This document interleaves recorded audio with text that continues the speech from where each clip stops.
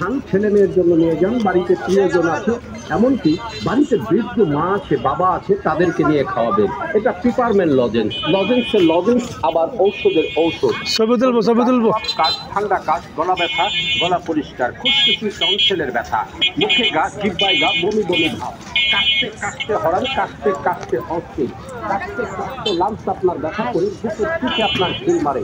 আমাদের এই লজেন্সগুলো আপনারা চুষে খাবেন। দূষিত সব কাজগুলোকে মমির মতো গালিয়ে পানির মতো তরল করে বের করে দেয়।